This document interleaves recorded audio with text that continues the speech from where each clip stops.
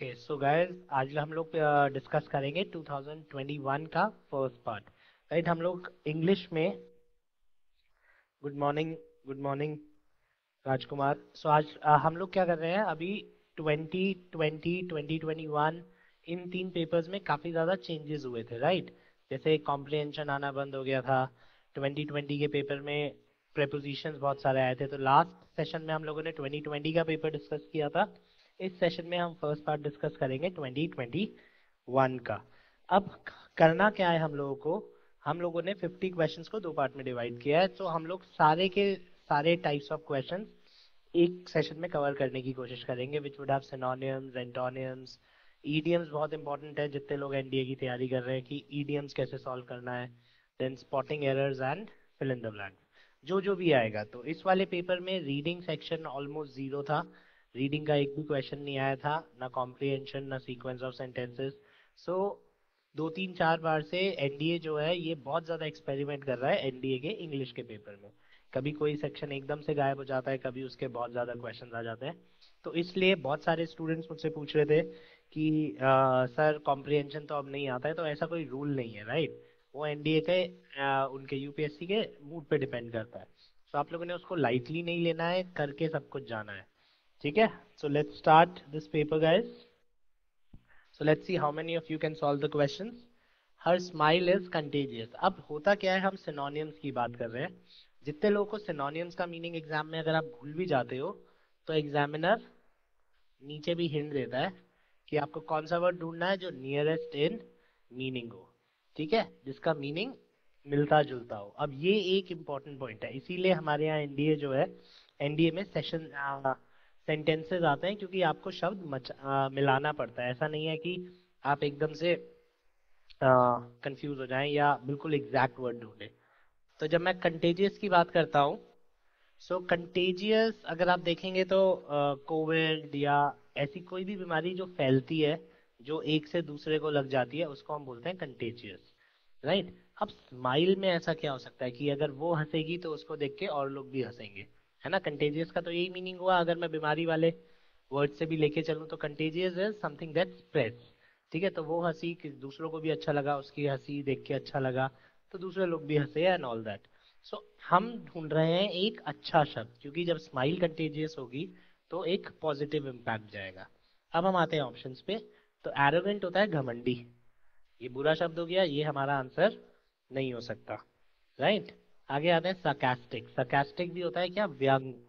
ठीक है, तो ये भी एक नेगेटिव वर्ड है, हमारा आंसर नहीं हो सकता। Disrespectful is again a negative word.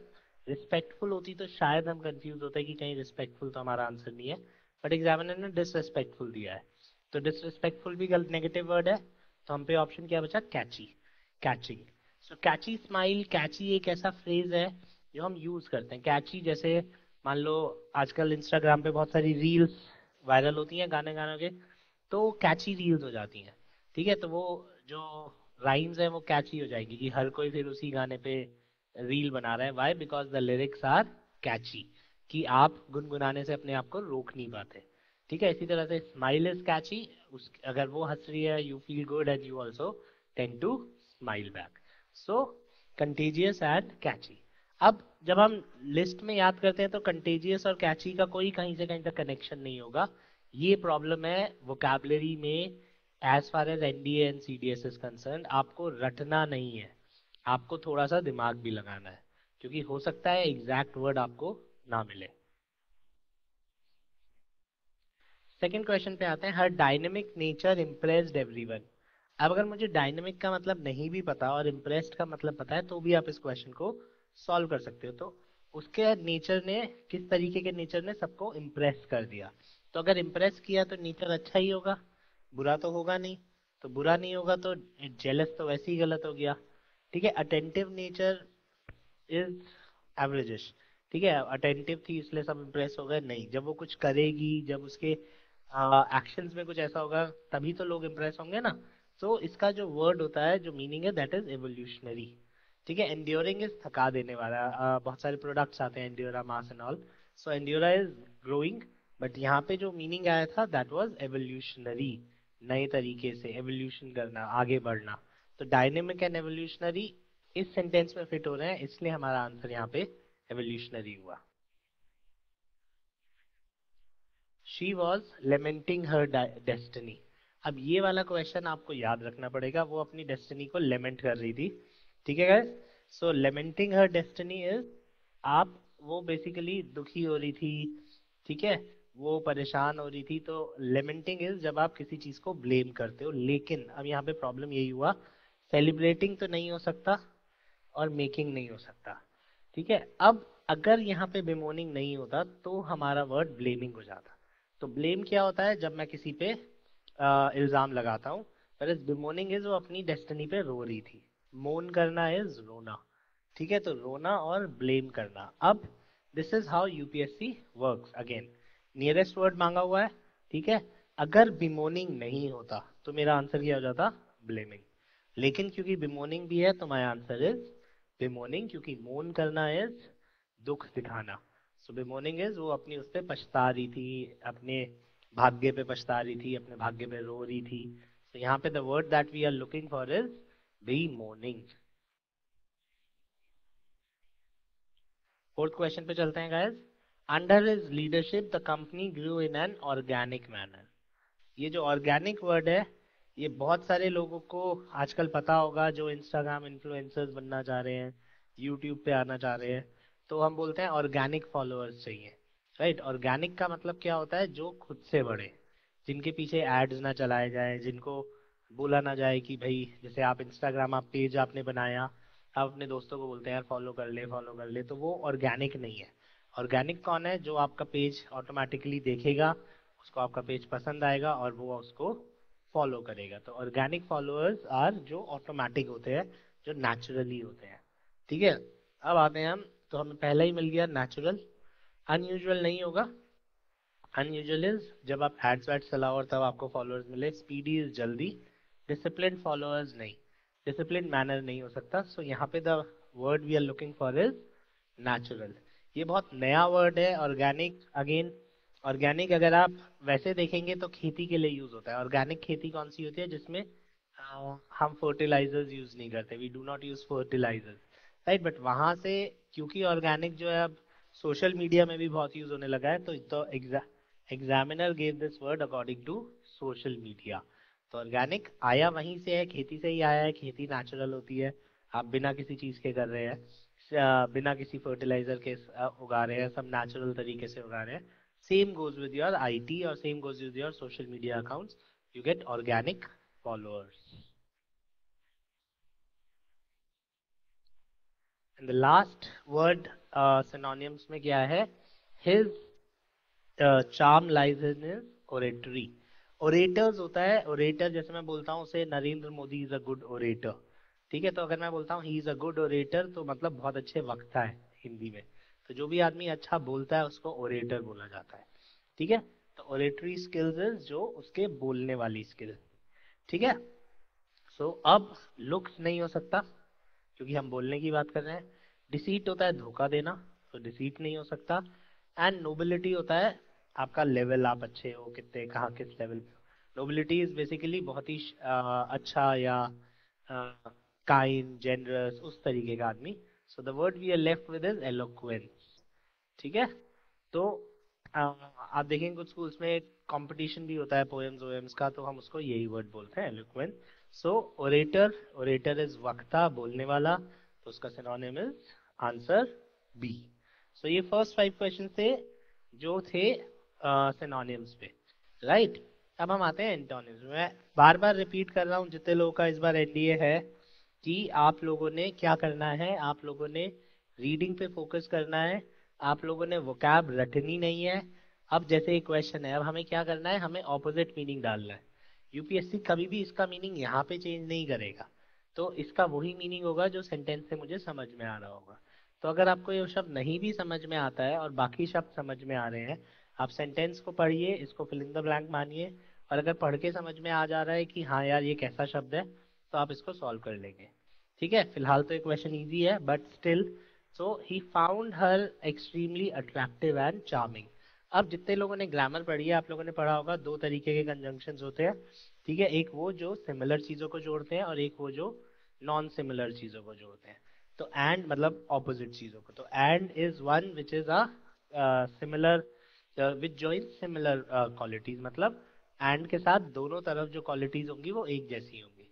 मैं ऐसे नहीं बोल सकता he is good and lazy, ठीक है, क्योंकि गुड अच्छा शब्द है और लेजी बुरा शब्द है, या तो मैं दोनों अच्छे शब्द बोलूंगा या दोनों बुरे शब्द बोलूंगा। सेम कॉन्सेप्ट हम यहाँ पे लगाएंगे। चार्मिंग का मीनिंग मुझे पता है, चार्मिंग का मतलब है अच्छा, मतलब बहुत ज्यादा सुंदर और चार्म कर जिसकी तरफ आप अट्रैक्ट हो जाए, ठीक है। अब अगर आपको इसका मीनिंग नहीं भी पता होता, तो भी अगर मुझे इसका मीनिंग पता है तो मुझे पता होता कि ये भी कोई अच्छा ही शब्द है, हमें ऑप्शंस में आता, ठीक है। अब हमें ढूंढना है उल्टा, तो अब मैं ऑप्शंस में देखता कि कौन सी ऐसी क्वालिटी है जो बुरी है, उसको मैं आंसर में लिख देता। सो अननेचुरल, शी फाउंड अननेचुरल नहीं, ठीक है, अननेचुरल ऑर्गेनिक पिछले वाले वर्ड में है, modern no, disapproving, disapproving is जो आपको हर बात पे गलत बोले, रिपल्सिव अगर आप देखेंगे आई थिंक ये 2019 में भी क्वेश्चन आया था, रिपल्स, रिपल्स क्या होता है, जब आपकी आप दो मैग्नेट्स लाते हो और वो आपस में चिपकती नहीं है, दैट इज कॉल्ड रिपल्सिव, ठीक है, जब आप लाए और वो दूर दूर जा रही है। तो रिपल्सिव इज समथिंग जब आपको दूर भगाते हैं, और अट्रैक्टिव इज जब आप अट्रैक्ट करते हैं, ठीक है। तो इसीलिए हम बोलते हैं ऑपोजिट अट्रैक्ट्स, क्यों, क्योंकि जो मैग्नेट होते हैं उसके ऑपोजिट पोल्स चिपकते हैं एंड सिमिलर पोल्स रिपल्स करते हैं। So opposite attracts and attracts का उल्टा रिपल्स या रिपल्सिव। सेकंड आते हैं, द स्काई इज बाउंडलेस, ये जो वर्ड आता है बाउंडलेस, ये आता है बाउंड्री से, ठीक है। सो अब जब मैं बाउंड्री की बात करता हूँ, सो बाउंड्री इज जिसको आपने रोक दिया, तो लेस मतलब जिसकी कोई बाउंड्री नहीं है, तो बाउंडलेस इज अनंत या जो कहीं खत्म नहीं होता, तो द स्काई इज बाउंडलेस जो कभी खत्म नहीं होता। अब खत्म नहीं होने का उल्टा खत्म होना, तो ये दो तो आंसर्स हो ही नहीं सकते, एक्सपेंसिव और हाई। वास्ट का मतलब होता है बिग, तो वास्ट जो हो गया इसका सिनोनियम हो गया, ठीक है। तो एक ही वर्ड बचा, दैट इज फाइनाइट, फाइनाइट और इनफाइनाइट आपने सुना ही होगा मैथ्स में, इनफाइनाइट जो खत्म नहीं होता, फाइनाइट जो खत्म हो सकता है। सो यहाँ पे the word we are looking for is finite, या ए वर्ड या कोई ऐसी चीज जो खत्म होती हो, तो इन चारों में फाइनाइट इज वन वर्ड जो खत्म होता है, बिकॉज यहाँ पे हमने लिखा था बाउंडलेस, सो बाउंडलेस का उल्टा इज फाइनाइट। नेक्स्ट क्वेश्चन पे आते हैं, okay. So the sky is clear today, अब अगेन क्लियर का मीनिंग सबको पता है, साफ है, मतलब आपको पूरा कोई बादल बादल कुछ नहीं है, ठीक है। तो अब हम जा रहे हैं ऑपोजिट मीनिंग, तो क्लाउडलेस, क्लियर और क्लाउडलेस सेम बात हो गई, क्योंकि जब आसमान साफ होता है तो उसमें बादल नहीं होते। ब्राइट, ऑब्वियसली ब्राइट होगा, तो ये दो तो हो गए गलत। ब्लू, अगेन ये तीनों शब्द आपके गलत हो गए, तो अगर आपको ओपेक का मीनिंग नहीं भी पता था तो ओपेक सॉल्व हो जाता। ओपेक होता है ट्रांसपेरेंट का उल्टा, तो ट्रांसपेरेंट होता है जिसके आर पार दिख सके, ओपेक होता है जिसके आर पार नहीं दिख सके, बिकॉज उसके आगे हमने कोई डिस्ट्रैक्शन या कोई ऑब्स्टिकल्स या ऑब्स्ट्रक्शंस लगा दिए हैं। सो ओपेक यहाँ पे आंसर हुआ, why, because I can not look beyond that, आप उसके आर पार नहीं देख पाएंगे, तो इसलिए द आंसर इज ओपेक। सो अब अगर आप वापस वही, अगर आप इसको डिक्शनरी में जाएंगे, सो क्लियर का ऑपोजिट ओपेक नहीं होगा, ट्रांसपेरेंट का ऑपोजिट ओपेक होगा, राइट। तो ट्रांसपेरेंट का ऑपोजिट ओपेक होगा, वहीं पे हमें प्रॉब्लम आ जाएगी उन बच्चों को जो रट के जा रहे हैं, ठीक है। This is what UPSC wants कि आप उस सेंटेंस को पढ़ें समझें, और वहां पे वो शब्द किस सीक्वेंस में यूज, किस सेंस में यूज हुआ है उसको आप समझें और आंसर को सॉल्व करें। Next, I have a fascination for deep waters, तो डीप इज गहरा, अब मुझे ऑपोजिट वर्ड चाहिए, तो गहरा डार्क होता है, डेंजरस होता है, और ये दो तो गलत हो गए। अब डीप और लाइट ये सिनोनियम है, लेकिन ये सिनोनियम कम है कलर्स के लिए, डीप कलर इज गहरे कलर्स और लाइट कलर्स इज हल्के कलर्स।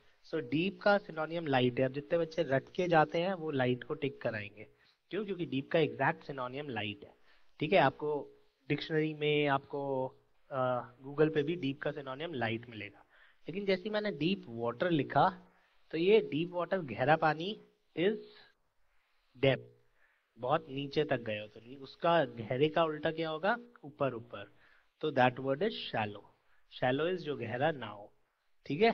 तो यहाँ पे हमारे को जो सिनोनियम आया वो डीप नहीं आएगा, वो शैलो आएगा। तो इसको इसलिए हमने ध्यान रखा है। बहुत सारे बच्चों ने इसमें आंसर लाइट कर दिया था, क्योंकि डीप का बेसिक सा सिनोनियम जो होता है और एंटोनियम जो होता है वो लाइट होता है।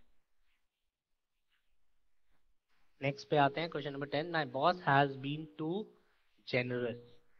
टू इज वेरी, जेनरस मतलब दयालु, काइंड। तो आपका बॉस जो है आपका बहुत ज्यादा ध्यान रख रहा है। तो अब आपको जेनरस का उल्टा देखना है। अब ये चारों शब्द बुरे हैं। अगर आपको नहीं समझ में आ रहा है इनमें से किसी का वर्ड भी, तो बेटर है कि क्वेश्चन छोड़ दीजिए। ठीक है। तो आपका जो बॉस है वो जेनरस मतलब खुल खुल के। अब जैसे अगर मैं पैसे खर्च कर रहा हूँ तो मैं जेनरसली कर रहा हूँ, तो मैं बहुत खर्चे कर रहा हूँ, तो उसका उल्टा हो जाएगा स्टिंजी, माइजर। ठीक है। तो यहाँ पे ईविल भी बुरा शब्द है, रफ भी बुरा शब्द है, हॉस्टाइल हॉस्टाइल भी बुरा शब्द है, एंड स्टिंजी भी बुरा शब्द है। तो जब तक हमें नहीं पता होगा, दिस इज अ क्वेश्चन जिसको छोड़ देना बेहतर होगा, राइट। बट यहाँ पे the answer is stingy.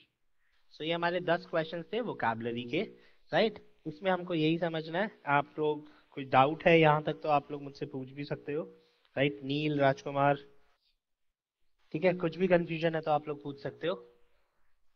Okay. सो ये पहले 5 सिनोनिम्स, एक जैसे वर्ड्स, दूसरे 5 एंटोनिम्स, ऑपोजिट वर्ड्स। ये क्वेश्चन हमारे को इम्पोर्टेंट हो गया ये सिखाने के लिए कि यूपीएससी आपसे एग्जैक्ट वर्ड मीनिंग नहीं पूछ रहा। यूपीएससी ये देखना चाह रहा है कि आप कितना दिमाग लगाते हो इवन इन वोकैबुलरी। क्यों? क्योंकि जब आपसे कोई अंग्रेजी बोलेगा तो डीप का मीनिंग लाइट नहीं हो सकता। जब कम गहरा पानी इज नॉट लाइट, कम गहरा पानी इज शैलो। ये हमको ध्यान रखना है। आगे मूव करते हैं। Okay, now this is called idioms.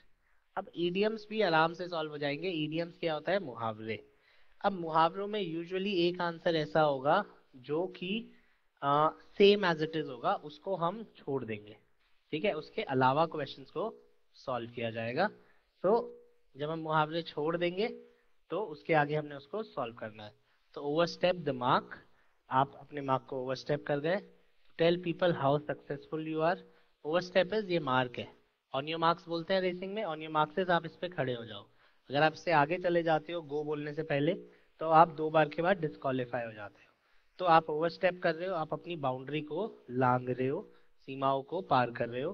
तो ये मुझे पढ़ते ही समझ में आ रहा है। To tell people how successful you are, इसमें कोई सीमा लांघना नहीं हुआ। This is more egoism. ठीक है, कि आप अपने बारे में बोल रहे हो, आप बोस्ट कर रहे हो।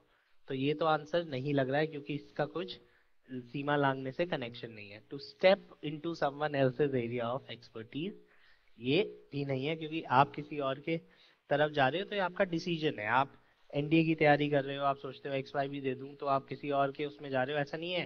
क्यों? क्योंकि ये आप ट्राई कर सकते हो। सो आप अभी भी सीमा नहीं लांघ रहे हो। टू अपसेट समवन, किसी को दुख पहुंचाना, by doing saying more than you should, कुछ ऐसा करके या कुछ ऐसा कह के आप किसी को दुख पैदा पहुंचा दो जो आपको नहीं कहना चाहिए था। तो आंसर क्या हो रहा है? सी हो रहा है। ठीक है, आप अपना सीमा लांघ रहे हो। आपने सीमा कैसे लांघा? आपने कुछ ज्यादा मजाक कर दिया, अब ये ज्यादा हो गया यार, अब ये गुस्सा हो जाएगा। आप किसी अपने दोस्त के साथ मजाक कर रहे हैं कि यार इससे ज्यादा मजाक नहीं करते, नहीं तो से गुस्सा हो जाएगा। तो आपको पता है कि अब आपने ओवरस्टेप नहीं करना है मार्क को, नहीं तो चीजें बिगड़ सकती है, राइट। नेक्स्ट पे आते हैं। अब देखिए, पॉलिसी वॉल्सी फ्रेंड्स। अब मुहावरा है, मुहावरे के लास्ट में दोस्त लिखा है, तो दोस्तों की बात तो होगी, है ना। दोस्त तो है, अब वो अच्छा दोस्त है बुरा दोस्त है वो मुझे देखना पड़ेगा, मगर दोस्त तो है। तो अनफ्रेंडली तो गलत हो गया। ठीक है, अब आते हैं आगे। Friends who help each other in difficult situations, friends by choice and not by chance, good friends. ये तीनों एक जैसे हैं। ये दोनों इसकी कैटेगरी है। गुड फ्रेंड्स जो होंगे वो आप पिक करेंगे, गुड फ्रेंड्स जो होंगे वो आपको मुश्किल समय में वो करेंगे। तो पॉलिसी वॉलिसी इज बेसिकली लंगोटिया यार, जिसको हम हिंदी में बोलते हैं। तो पॉलिसी वॉलिसी फ्रेंड्स क्या होंगे? बहुत ही अच्छे दोस्त। ठीक है, जिनके बिना मतलब जिन दोस्तों के बिना आपका काम नहीं चलता है, वो आपके क्या हो गए? पॉलिसी वॉलिसी friends. so they are very very good friends. Next question पे आते हैं। ओपन अ पेंडोराज बॉक्स, ये 2 बार आ चुका है पेपर में। पेंडोराज बॉक्स इज बेसिकली, आप इसको मैजिक समझ लीजिए कि आपने बक्सा खोला और कुछ ना कुछ कुछ ना कुछ कुछ ना कुछ निकले जा रहा है, कुछ ना कुछ नया निकले जा रहा है। कि अभी आप मुझे बताए file open the Pandora's box, सबको प्रॉब्लम आ जाएगा। तो पेंडोराज बॉक्सेस, इसमें सबकी राज छुपे हुए हैं, सबके साथ सबके लिए प्रॉब्लम आ जाएगा। तो that is basically Pandora's box. To do something that causes a lot of new problems that you did not expect, बिल्कुल यही इसका मीनिंग होता है। फिर भी एक बार हम बाकी पढ़ते हैं। To do something out of compulsion, नहीं, कोई कंपल्शन की तो बात ही नहीं हो रही है, उसने बोला बक्सा खोलो। अब आपने ईडीएम को भी जो है, आपने मुहावरे का ये समझना है कि मुहावरे का मीनिंग थोड़ा सा बड़ा होता है, थोड़ा सा लॉजिकल होता है, थोड़ा सा सेंस बनाने वाला होता है, थोड़ा ज्ञान देने वाला होता है। तो ये तो ऐसा कुछ है ही नहीं, आपने कुछ नया, आपने कुछ खोल लिया क्योंकि मुश्किल हुई। To do something beyond expectations ये हो सकता था, लेकिन ये भी गलत है क्योंकि पेंडोरास बॉक्स और एक्सपेक्टेशंस कनेक्ट नहीं होती। कि आप कि जितना सोचा जा रहा है उससे आपने ज्यादा अचीव कर लिया। And the third one is to do something out of the box. ये हो सकता था क्योंकि बॉक्स लिखा हुआ है इसमें, आउट ऑफ द बॉक्स ये अलग से एक मुहावरा है। तो मुहावरे का एक्सप्लेनेशन मुहावरा नहीं होता कभी भी। Out of the box is again a मुहावरा। To think out of the box is अलग सा सोचो, कुछ कुछ नया सोचो। That is thinking out of the box. That causes awards and ceremonies for you. So the answer here is the to do something that causes a lot of new problems that you did not expect. ठीक है, किसी को कोई confusion?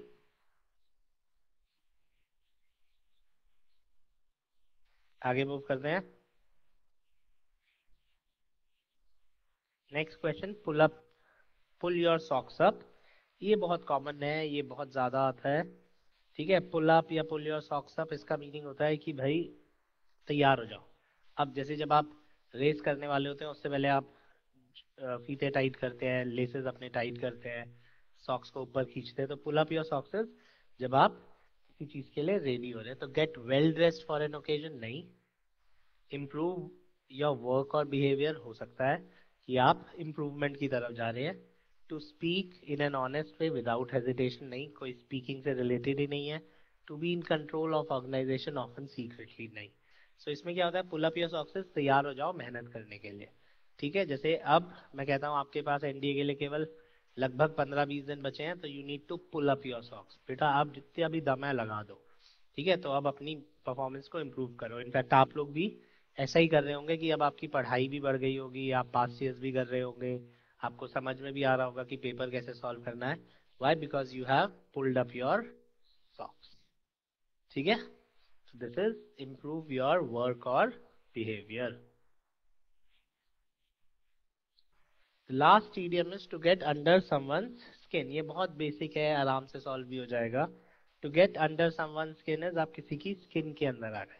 अब जब आप किसी की स्किन के अंदर आते हो, मतलब अगर आपके खाल के अंदर कुछ कीड़ा चल रहा है तो आपको क्या होगा, इस तरह से अगर आप सोचोगे तो आप क्वेश्चन सॉल्व कर पाओगे। अगर आपकी स्किन के अंदर कीड़ा चल रहा है तो आप किसी को धोखा दे रहे हो, किसी को एडमायर, एडमायर मतलब किसी की तारीफ कर रहे हो, किसी को बहुत इरिटेशन चिड़चिड़ करा रहे हो। तो जब आपकी स्किन के अंदर कोई चल रहा होगा या किसी को सपोर्ट कर रहे हो तो क्या होगा आपको, आपको धोखा मिल रहा है, आपको शाबाशी मिल रही है कि आपको इरिटेशन हो रही है? तो ऑब्वियसली इरिटेशन होगी, to annoy someone. So our answer is to annoy someone. ठीक है, to get under someone skin is उसको बहुत ज्यादा इरिटेट कर देना, उसको बहुत ज्यादा परेशान कर देना। ये क्वेश्चन मुझे यहाँ से पढ़ के ऑटोमेटिकली समझ आ जाएगा। To get under somebody's skin, right. आगे चलते हैं गाइस।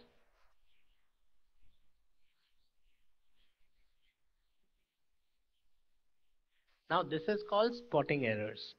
ये हमारा नेक्स्ट सेक्शन है and spotting errors is one जो आप लोगों को सही करके आना चाहिए। अगर आपके 10 में से 7-8 क्वेश्चंस इसमें सही हो जाते हैं तो ऑटोमेटिकली आपको हेल्प होगी, बिकॉज मेजोरिटी के ये क्वेश्चंस 50% 40% पे रह जाती है मेजोरिटी। तो जैसे ही आप ग्रामर सेक्शन पे आते हैं, spotting errors is one part जो आपका ज्यादा सही होना चाहिए। जैसे ही आपका स्पॉटिंग एरर सही होगा, आप लोग एकदम से मेजोरिटी की तरफ, आप लोग एकदम से कट ऑफ की तरफ, आप लोग एकदम से टॉपर्स की तरफ आ जाते हैं। तो स्पॉटिंग एरर वन पार्ट जो आपको सही करना है। वोकैबलरी आजकल जैसी आ रही है हर कोई सही करके आता है, 20 में से 10 12 15। तो अगर आप वोकैब 10 12 सॉल्व नहीं कर पा रहे हैं तो प्रॉब्लम है, बिकॉज हर कोई करेगा।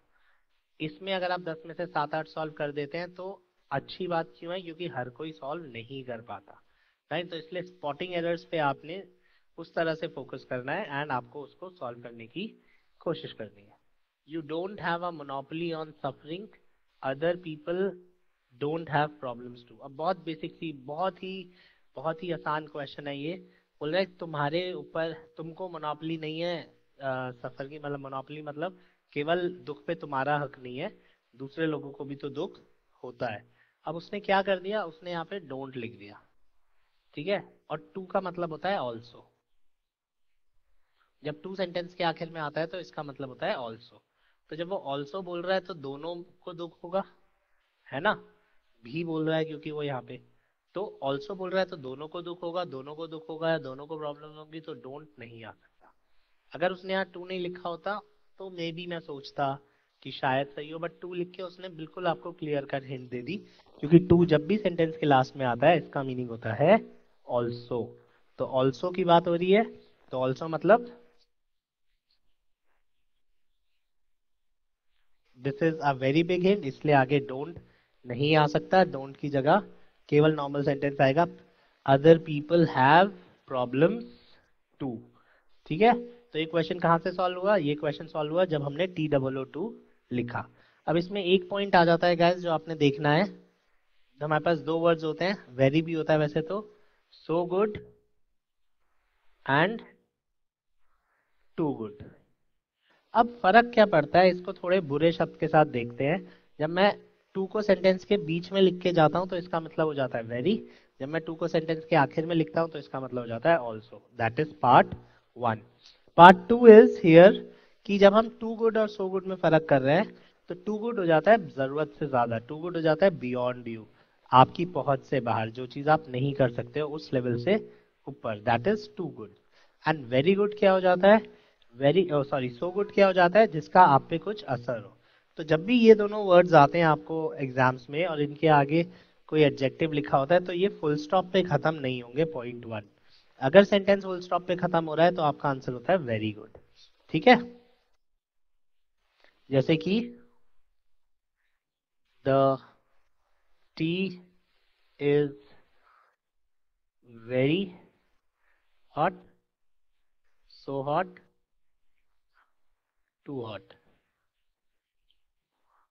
ठीक है। तो टी इज वेरी हॉट, चाय बहुत गर्म है। टी इज सो हॉट, चाय बहुत गर्म है। टी इज टू हॉट, चाय बहुत गर्म है। तो मीनिंग तीनों का सेम है, फर्क क्या है, आप चाय पी रहे हैं, अब आपको चाय अच्छी लगी, खराब लगी, आपने कहा यार अभी बहुत गर्म है, और आपने उसके आगे पीछे कुछ नहीं बोला, that is T is very hot. जैसे ही आप टी इज सो हॉट बोलेंगे तो सो हॉट में क्या होगा कि उस गर्म होने की वजह से आपको कुछ, आप पे कुछ इम्पैक्ट आएगा। तो अगर आप चाय पी रहे हैं ना, आपका मुंह जल गया, तो आप क्या बोलेंगे, टी इज सो हॉट, चाय इतनी गर्म है कि मेरा मुंह जल गया। अगर मैं आसान क्वेश्चन आएगा तो आगे हमेशा दैट लगता है, मुश्किल क्वेश्चन आएगा तो एग्जामिनर दैट की जगह बिकॉज वगैरह भी लिख सकता है, ठीक है। आ चुका है ऐसा क्वेश्चन, बट नॉर्मली सो के साथ दैट लिखेगा वो। तो सो हॉट दैट, तो अब आप उसका असर बता रहे हैं कि चाय इतनी गर्म है कि आपका मुंह जल गया। और टू हॉट में आपकी पहुंच से बाहर है, आप वो काम कर ही नहीं सकते। तो टू हॉट का मतलब है आप चाय पी नहीं सकते, टू ड्रिंक। तो इजी क्वेश्चन क्या होता है जब आप रटेंगे, सो के साथ दैट और टी डबल ओ टू के साथ टी ओ टू, ये हो गया इजी क्वेश्चन। मुश्किल क्वेश्चन क्या आएगा, जब वो बोलेगा आई can't have T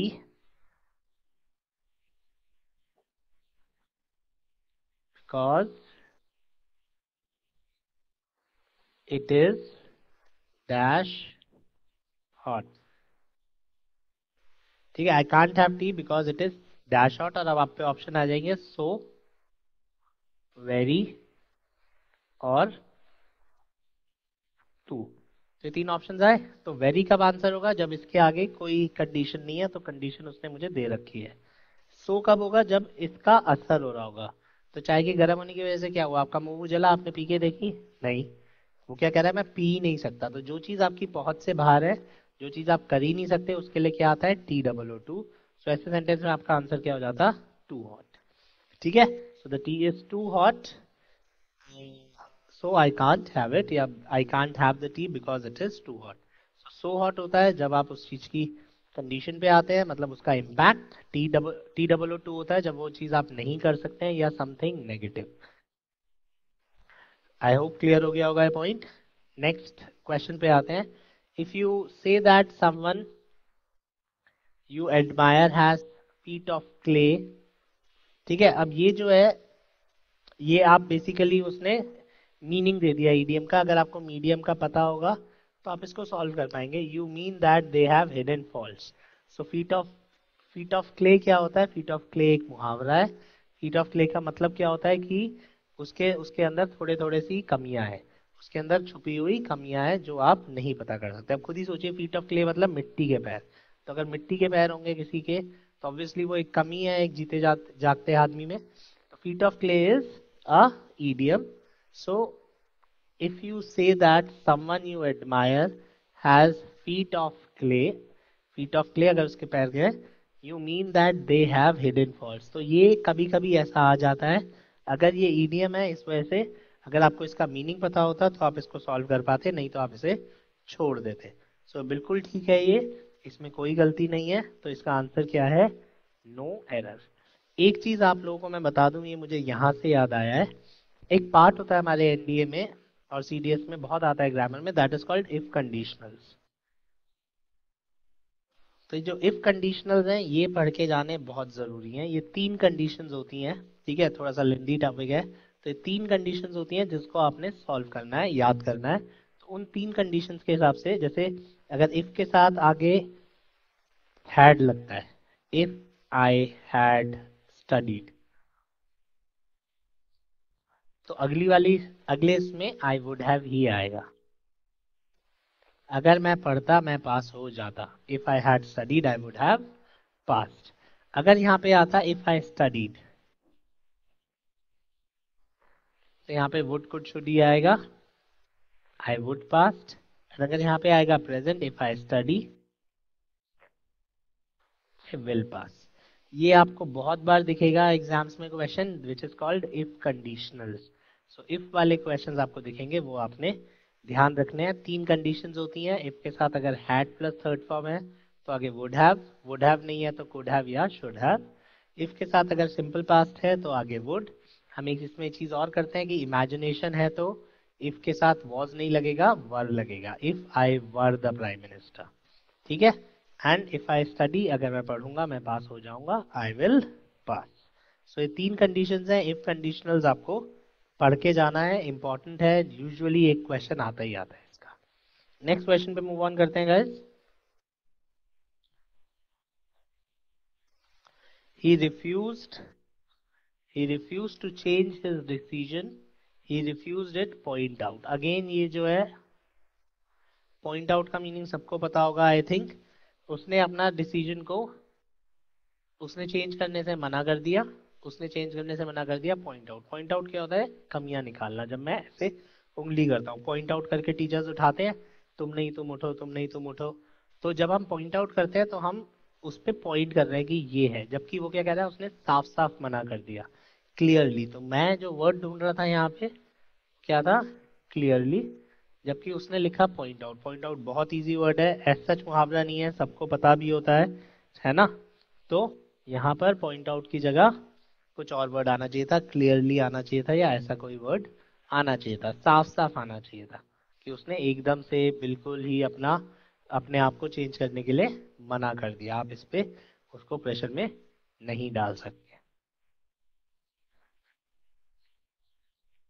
next question पे आते हैं। The importance of trade in Mughal times reinforced the cultural definition of wealth as something comprising of movable property, right? So यहाँ पे ये एक बहुत ही important part है।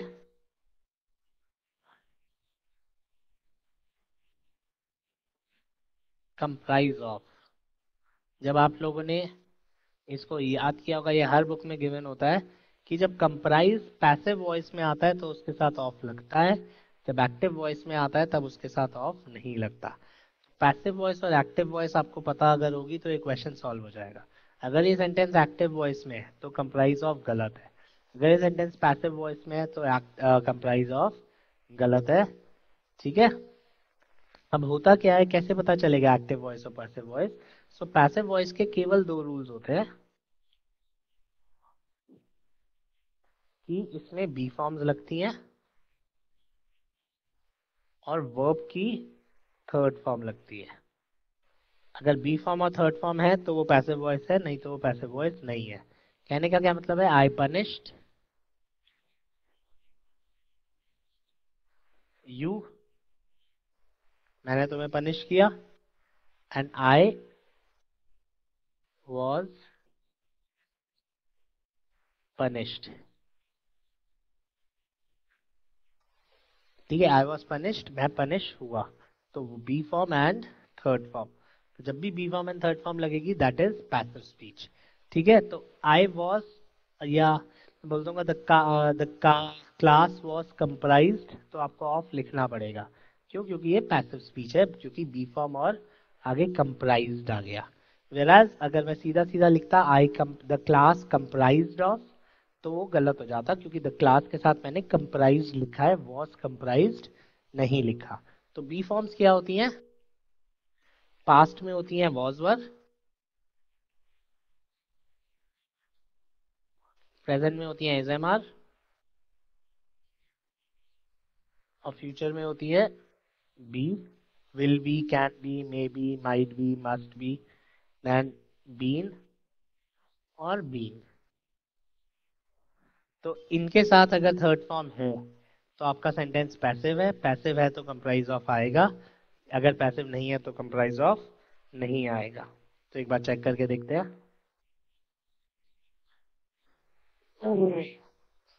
एक बार चेक करके देखते हैं।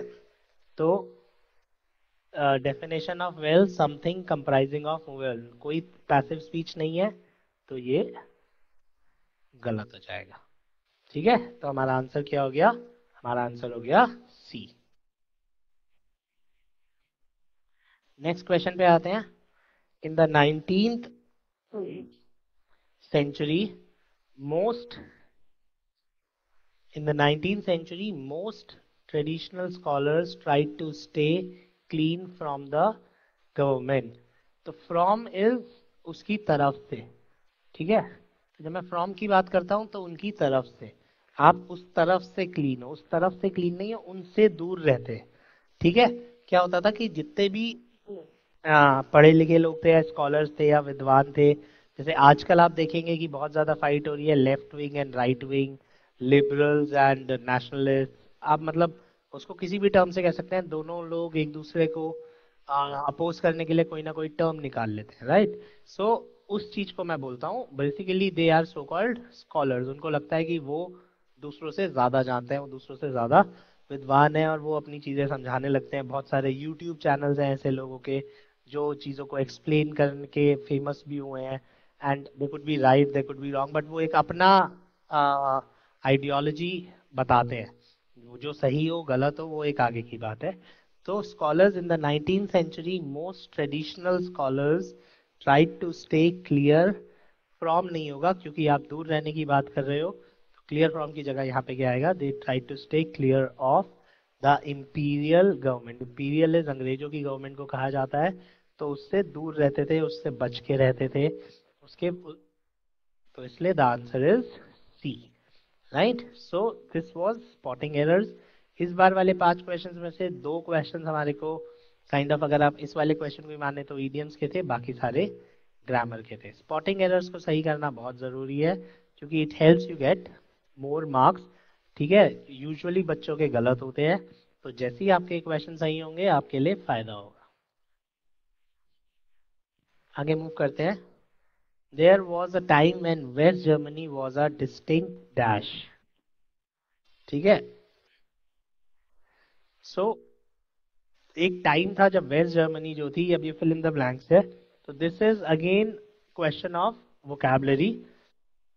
वेस्ट वेस्ट जर्मनी क्या था, ईस्ट जर्मनी वेस्ट जर्मनी अलग अलग देश थे, ठीक है।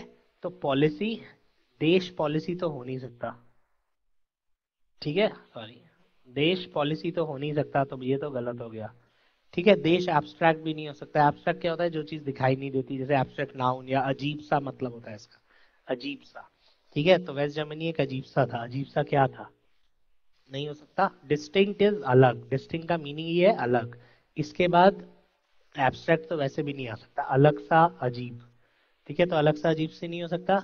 नाउ पॉलिटी, पॉलिटी जैसे आप लोग पढ़ते भी हैं, पॉलिटी में कॉन्स्टिट्यूशन आता है, आप लोगों ने एनडीए में पढ़ा होगा, पॉलिटी के क्वेश्चंस आते हैं। तो polity is considered to be a separate region. तो यहाँ पे जो हमारा आंसर आएगा, कंट्री ढूंढ रहे थे हम, कंट्री हमें मिला नहीं, तो हमारा आंसर क्या हो गया, हमारा आंसर हो गया पॉलिटी, ठीक है। So West Germany was a distinct polity, ठीक है। तो एक टाइम था जब वेस्ट जर्मनी एक अलग से देश था। आगे चलते हैं। Next question, I was dash with the film, I had expected it to be better. Better बता ही रहा है कि आप, आपको लग रहा था कि वो और अच्छी होगी, तो आपकी एक्सपेक्टेशन से नीचे की पिक्चर थी, तो आप परेशान, मतलब आपको पिक्चर अच्छी नहीं लगेगी, आप क्या होंगे पिक्चर से। बहुत इजी है, डिसअपॉइंटेड एंड डिसअपॉइंटिंग, इन दोनों पे मैं अभी आता हूँ। बट प्रेजुडिस्ड और अनोइंग नहीं हो सकता, ठीक है।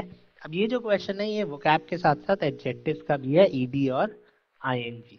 अब क्या होता है, अगर मैं एडजेक्टिव्स की बात करता हूँ, तो जब वर्ब्स में ईडी लगता है और वो एडजेक्टिव्स बन जाते हैं, इसको आप पैसिव से समझ लीजिए, इसको आप एडजेक्टिव से समझ लीजिए, तो ये इम्पैक्ट हो रहा है, ईडी में आपके ऊपर इम्पैक्ट होगा। वेयर अगर आप आईएनजी वाला एडजेक्टिव यूज करते हैं, तो आप किसी पे इम्पैक्ट डाल रहे हैं। सो ईडी में आप पे इम्पैक्ट हो रहा है और आईएनजी में आप इम्पैक्ट डाल रहे हैं, ठीक है। फॉर एग्जाम्पल, अब जैसे मैं बोलूंगा आई एम कंफ्यूज। मान लीजिए मैं आपको कोई चीजें पढ़ा रहा होता और आपको समझ नहीं आ रही होती, ठीक है, आप कहोगे यार सर मैं तो कंफ्यूज हो गया। तो आप कंफ्यूज हो गए तो आप क्या बोलोगे, ईडी, बिकॉज ईडी से लगाते ही मुझे क्या पता चल जाएगा कि आपकी कंडीशन है ये। सो कंफ्यूज्ड आपकी कंडीशन है, आप कंफ्यूज हो रहे हो, आपको कुछ समझ नहीं आ रहा। इसी की जगह अगर मैं कंफ्यूजिंग लिख देता, तो जब आप आईएनजी लिख रहे हो आप, तो आप सामने वाले को कर रहे हो, ठीक है। तो आई एम कंफ्यूजिंग, मैं सामने वाले को कंफ्यूज कर रहा हूँ। सो आई एम कंफ्यूज, मैं कंफ्यूज हूँ, आई एम कंफ्यूजिंग, मैं सामने वाले को कंफ्यूज कर रहा हूँ। तो आप सामने वाले को कंफ्यूज तो नहीं कर रहे हो, है ना। अगर आप सामने वाले को कंफ्यूज कर रहे हो तो नीचे वाला, आप कंफ्यूज हो रहे हो तो ऊपर वाला।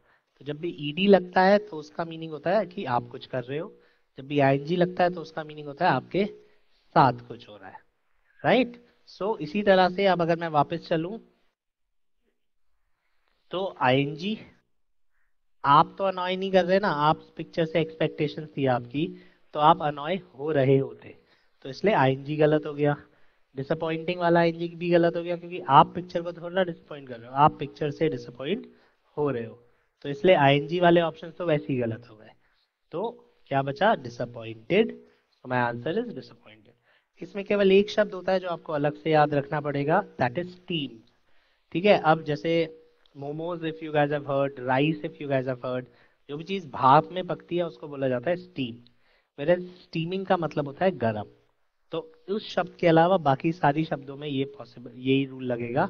आईएनजी में आप कुछ कर रहे हो, ईडी में आपके साथ कुछ हो रहा है, जब मैं वर्ब्स को एज एडजेक्टिव्स यूज करता हूं। नेक्स्ट क्वेश्चन पे आते हैं। I was, it was a dash experience, everybody was shocked. हर कोई सदमे में था, सदमे में था, तो अब मेरे को कैसा एक्सपीरियंस चाहिए, मेरे को थोड़ा सा नेगेटिव वर्ड चाहिए, ठीक है। हॉरिफाइड, हॉरिफाइड एंड हॉरिफाइंग, वापस सेम क्वेश्चन आ गया, ठीक है, ईडी एंड आईएनजी। तो जब आप ईडी करते हो तो आपके साथ कुछ होता है, अभी अभी मैंने बताया, ठीक है। जब आप आईएनजी करते हो तो वो चीज आपके साथ कुछ कर रही है। तो एक्सपीरियंस आपको डरा रहा है कि आप एक्सपीरियंस को डरा रहे हो। आई एम कंफ्यूज, मुझे समझ नहीं आ रहा, आई एम कंफ्यूजिंग, मैं आपको समझा नहीं पा रहा, ठीक है। तो ईडी में इसको समझ नहीं आ रहा, आईएनजी में ये नहीं समझा पा रहा, ईडी में इसको डर लग रहा है, आईएनजी में ये डर आ रहा है। ठीक है, तो ऑब्वियसली एक्सपीरियंस को तो डर नहीं लगेगा, डर तो हमें लगा, है ना, एक्सपीरियंस हमें डराएगा, तो मेरे को चाहिए आईएनजी। तो हॉरिफाइड और टेरिफाइड गलत हो गया, क्योंकि इनका मीनिंग हो जाएगा डरा हुआ। ठीक है, तो लोग डरे हुए होंगे बट चीजें डराएगी। ठीक है, तो इसलिए ईडी गलत हो गया, आंसर आईएनजी बचा। तो आईएनजी में डराने के लिए वर्ड क्या होता है, टेरिफाइंग। तो हमारा आंसर हो गया टेरिफाइंग। तो दोनों क्वेश्चन सेम कॉन्सेप्ट पे थे। जब आप एडजेक्टिव में ईडी और आईएनजी लगाते हैं वर्ब में और उसको एडजेक्टिव बना देते हैं, तो ईडी होता है जब उसके साथ कुछ हो रहा होता है, उसकी वो कंडीशन जो सामने की सिचुएशन की वजह से हुई है, एंड आईएनजी में वो उसको कर रहा है। तो यहाँ पे एक्सपीरियंसिंग मतलब एक्सपीरियंस डरा रहा है, इसलिए हमने आईएनजी ढूंढा। पिछले क्वेश्चन में पिक्चर ने आपको डिसअपॉइंट किया, आपसे सेंटेंस शुरू हो रहा है, आप डिसअपॉइंट हो रहे हैं, तो हमें ईडी चाहिए था, आईएनजी नहीं चाहिए था। ठीक है, तो आईएनजी, अगर यहीं पे मैं मूवी लिख देता, द मूवी वॉज डैश, तो आंसर क्या हो जाता, डिसअपॉइंटिंग, क्योंकि मूवी ने डिसअपॉइंट किया, आप डिसअपॉइंट हुए। ठीक है, सिचुएशन ने डराया और आप डरे, तो ईडी का मतलब हो गया डरे और आईएनजी का मतलब हो गया डराना। ठीक है, तो इसलिए जब भी ईडी आईएनजी जैसे दो शब्द आए, इसको आप एडजेक्टिव से सॉल्व कर सकते हैं, इसको आप एक्टिव पैसिव से सॉल्व कर सकते हैं, एग्जैक्टली आपकी मर्जी है। नेक्स्ट क्वेश्चन पे आते हैं, elephants dash when they perceive danger. ठीक है, तो हाथी क्या करते हैं जब उनको डेंजर होता है, एग्जैक्ट वोकैब का क्वेश्चन है, तो आपको जानवरों की साउंड पता होनी चाहिए। जैसे लायन क्या करता है, रोर। ठीक है, हॉर्स क्या करता है, नो, NEIGH, ने। ठीक है, तो ऐसे एनिमल्स की साउंड्स होती है। कैट क्या करती है, म्यू। ठीक है, तो वो हम हिंदी में तो, जैसे हिंदी में हम बोलते हैं ना, घोड़ा क्या करता है, हिनहिनाता है। ठीक है, हाथी क्या करता है, चिंगाड़ता है। तो चिंगाड़ने की इंग्लिश क्या है, सिंग तो है नहीं, ठीक है, गाता तो है नहीं, ट्रम्पेट बोलते हैं उसको। ठीक है, trumpet is an instrument as well. So हाथी क्या करता है, हाथी की जो साउंड होती है दैट इज ट्रम्पेट। ये तभी सॉल्व हो पाता जब हमें ये याद होता, नहीं तो हम इसको सॉल्व नहीं कर सकते थे। तो a lion roars, an elephant trumpets, ठीक है, एंड से हॉर्स नेल्स। तो ये कुछ वर्ड्स हैं जो आपको याद रखने पड़ेंगे, मतलब जनरल इजी आएगा, कुछ ऐसा कुछ डिफिकल्ट नहीं आएगा। डॉग आ जाएगा तो डॉग क्या हो जाएगा, बार्क्स या क्राई, सॉरी, डॉग और वुल्फ जो होते हैं वो रोते भी हैं। ठीक है, वुल्फ हाउल्स। ठीक है, तो हाउल्स एंड बार्क और हाउल में डिफरेंस क्या होता है, भौ भौ करेगा तो दैट इज बार्क, और जो वो लंबी सी आवाज निकालते हैं ना ऑ करके, दैट इज हाउलिंग। तो जब आप टेंशन में होंगे, जब आप डिप्रेस्ड होंगे, तो आप क्या करेंगे, you will howl. Next question, last question of the day, the first film on Tagore was such a success that now they are going to make a dash। ठीक है, अब इसमें क्या हुआ, वो इतनी ज्यादा सक्सेसफुल हुई टैगोर पे कि वो दोबारा से बनाएंगे। तो अब सीरियल और सीक्वल, तो जब भी सेकंड मूवी होती है, आप सबने सुना होगा ये तो, दबंग वन, दबंग टू, आजकल हर चीज का टू आ रहा है, तो all all those things are sequel. So क्या बना रहे हैं, they are making a sequel. अब यहाँ पे एक बहुत बड़ा प्रॉब्लम आता है, तो इजी क्वेश्चन था, इसका ही डिफिकल्ट क्वेश्चन क्या आया था, दे आर मेकिंग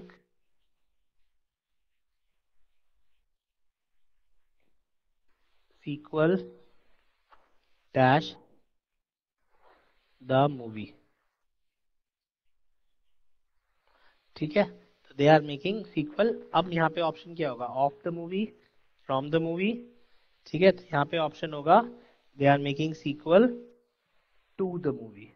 तो सीक्वल का किस, सीक्वल के बाद क्या लगता है, टू। ऑफ का मतलब क्या होता है, जब भी मैं ऑफ की बात करूंगा और वो हिंदी में का की तरह फिट हो रहा हो, तो 90% है एग्जामिनर ने उसको गलत करने की वजह से ही दिया होगा। ऑफ को आप ये मान के चलो, जो सबसे कॉमन एग्जाम्पल होता है ऑफ का, कि आप किसी चीज के हिस्से हो। जब तक आप किसी चीज का हिस्सा नहीं हो, तब तक ऑफ को अवॉइड करो।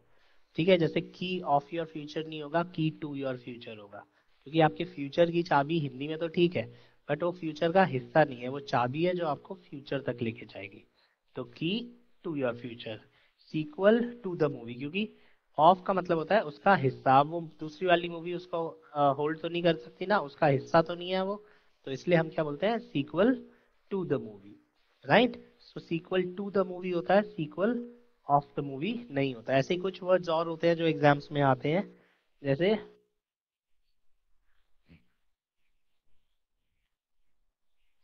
Run in speed, run in speed, run in 60 kilometre per hour. ठीक है, तो रन इन नहीं होगा, run at 60 kilometre per hour. Sequel के साथ क्या आएगा, टू द मूवी।